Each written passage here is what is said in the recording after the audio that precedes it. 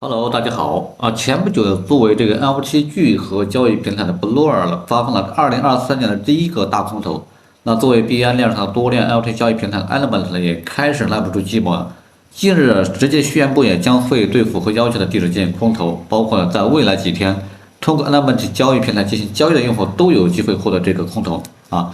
那如果说你想要获得它的这个空投呢，你就要使用它这个交易平台进行一个交易 NFT。也就是你交易的越多，你获得其平台治理代币的 ENT 呢就会越多。因为使用 Element 来交易 NFT 可以节省高达49%的一个交易费用啊。但是如果说你想要为了获得空投而去参与交易的话，那就有可能会出现一种亏损的状态。因为毕竟呢 NFT 交易呢，相比于去加密货币，它的流动性呢可能会更差一些啊。所以呢，在选择交易之前呢，一定要去认准一些蓝筹的 NFT 进行交易，这个可能会在未来一段时间，如果说空头的代币没给到你这个预期的收益，那么未来你选的这个蓝筹的 NFT 呢，可能会给你带来意想不到的结果啊。那么当前的话呢除了这个 Element 以外呢，还有哪些领域呢值得我们去关注的？也就是在 NFT 的领域还有哪些值得我们去关注的？那还没有关注红锅的话呢可以先点赞、关注、收藏。好的，我们接着往下看。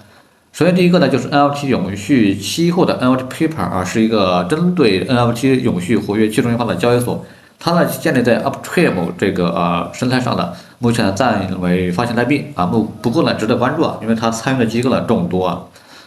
那第二个呢，就是 Look Real 呢和这个 X2Y2 呢一样，曾被市场寄予厚望，认为二代呢会成为这个 OpenSea 的最大的一个杀手。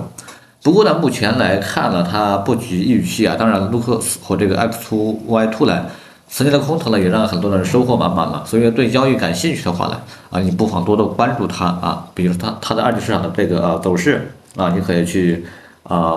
这个做一下交易买卖也可以获得一些收益。那么第三天的话呢，就是 Blur 前几天刚发放的空头，目前的热度呢依然比较高，因为它的一个创新的机制呢 ，OpenSea 最近好像出现了一种焦虑感跟随 Blur 推出了一个零版税的这种功能，或许呢 NFT 市场的投保交易呢要被这个 Blur 取代了当然了如果说 OpenSea 它推出自己的治理代币的话呢，可能情况又会反转了，毕竟呢OpenSea 曾经被众多用户的给予了厚望而且的话 OpenSea 也是全球占有率市占率是最大的一个NFT 交易平台。那么第四个呢，就是 SudoSwap， 那是第一个呢实现了 NFT 的 AMM 的一个 NFT DEX， 那近期开通了其生态治理代币的一个转账功能。所以想要参与它的空投的朋友呢，那我们还得去关注它官方后期是否还会开放这个新一轮的这个空投活动。那如果没有的话，那我们就只能通过二级市场去进行一个交易它的这个平台治理代币了比如说它可能在这个下跌的过程当中，那我们就可以逢低去买入等它涨起来之后我们再卖出这样的一个方式去获得它的一个收益。那目前的话呢，通过目前来看的话，我认为可能Blur 可能会大家在二级市场呢可能会成为大家比较关注的一个点这个呢也是众多机构呢进行了投资第二个呢就是 SudoSwap 那接下来就是这个 NFT Paper 这个永续合约这一块大家可以多多关注一下。当然 NFT 的领域呢还有很多值得关注的赛道作为普通用户呢，如果想要从 NFT 赛道分得一杯羹的话呢，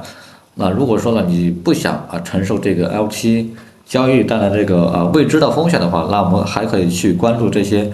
NFT 的一些项目的一个平台的治理代币，那我们可以通过二级市场的去交易获得一个收益。好，今天的分享就先到这里了，还没有关注红哥的可以先关注、点赞、评论，我们下期再见。